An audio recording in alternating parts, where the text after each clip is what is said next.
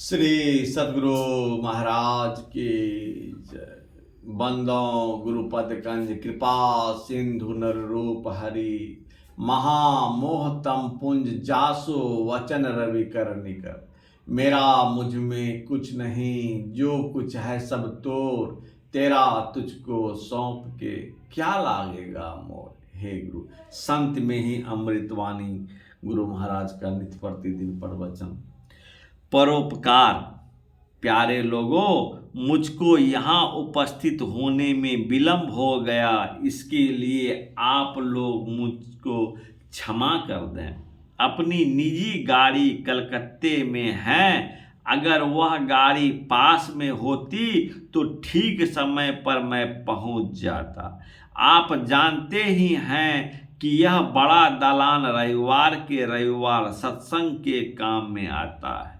बड़ा उत्सव होने पर जैसा समय होता है वैसा काम होता है, फिर कहाँ शांति मिलेगी इसका पता बतलाया जाता है। जो कई बार आप लोग सुन चुके होंगे, यह शांति आती है भक्ति पूरी होने पर।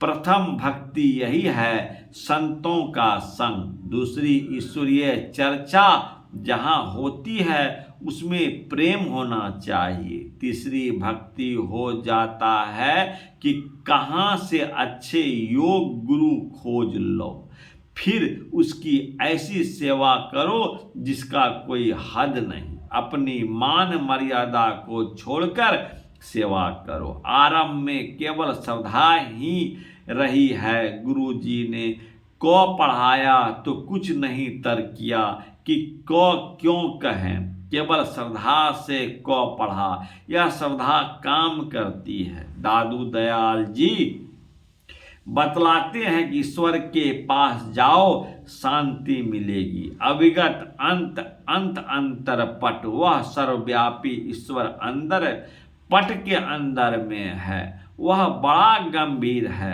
अतर्कनीय है। शरीर के अंतर पट के 3 शून्यों के पार में परमात्मा है। 3 शून्य, अंधकार का शून्य, प्रकाश का शून्य और शब्द का शून्य। इन तीनों शून्य के पार में वह परमात्मा है। जागृत में संसार रहता है, यह संसार देखने में आता है। सूर्य के कारण सूर्य नहीं हो तो अंधकार ही अंधकार है। रात में अंधकार होता है तो शब्द से काम लेते हैं। अंधकार में काम आवाज से, शब्द से लिया जाता है। जागृत में अंधकार है, कैसे? आंख बंद करो तो अंधकार मालूम पड़ता है। अंदर में देखने के लिए आंख बंद करो तो देखोगे अंधकार है। उसमें क्या हो सकता है? तो केवल जप हो सकता है। पहले जप करो, वाचिक, उपांशु और मानस। वाचिक कहते हैं मुख से उच्चारण करने को, उपांशु जप होठ से, और मानस जप मन ही मन जप करने को कहते हैं। मानस जप को सब जपों का राजा करना चाहिए, सब जपों का राजा कहना चाहिए। यह मानस जब एक प्रकार का ध्यान ही है। ध्यान 2 किस्म का है, एक देखे हुए रूप का और एक जो नहीं देखा जा सकता है उसका। परिभाषा यह है जिसमें लंबाई चौड़ाई मोटाई कुछ नहीं है, जिसका स्थान है पर परिणाम नहीं।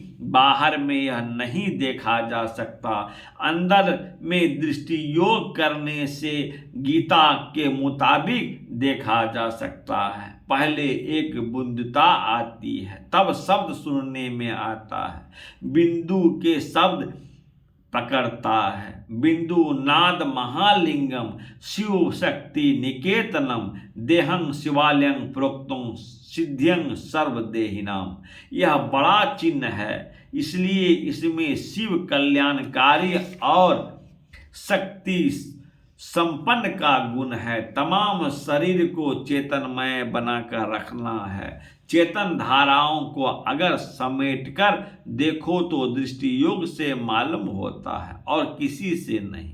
दृष्टि योग दोनों आँखों से जो शक्ति निकलती है उसे समेट कर देखने से उसमें एक प्रकाशमय बिंदु है। यह समस्त परमोत्कृष्ट उजाला है। इसमें दर्शन से जन्मों का पाप नष्ट हो जाता है। इस ध्यान में लक्ष्मी विराजती है, सरस्वती भी गिराजती है, धन और विद्या दोनों आ जाते हैं। वह अविद्या रूप अंधकार को पार कर जाता है। अंदर में देखो तीनों अवस्थाएं बदलती जाए, अंत में तुरीय अवस्था में देखना और सुनना हो जाता है। अभी सुने अनहद सब, उससे आगे चले जाओ तो एक मंडल का शब्द दूसरे मंडल के शब्द को पकड़ा देता है। अंत में सार शब्द निर्गुण राम नाम सत्य शब्द को पकड़ कर लेने पर निर्गुणतातीत का ज्ञान हो जाता है।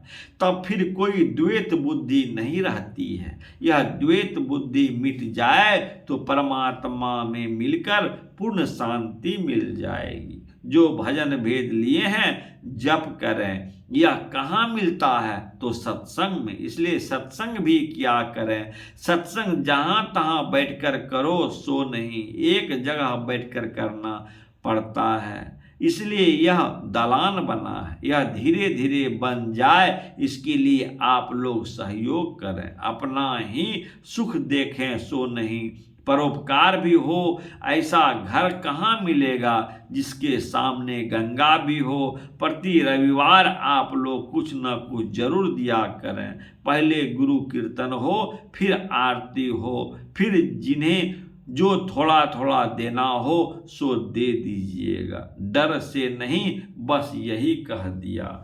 यह प्रवचन सितंबर 1980 ईस्वी महर्षि में ही सत्संग हॉल कुप्पा घाट में हुआ। श्री सद्गुरु महाराज की जय। आरती संग सतगुरु के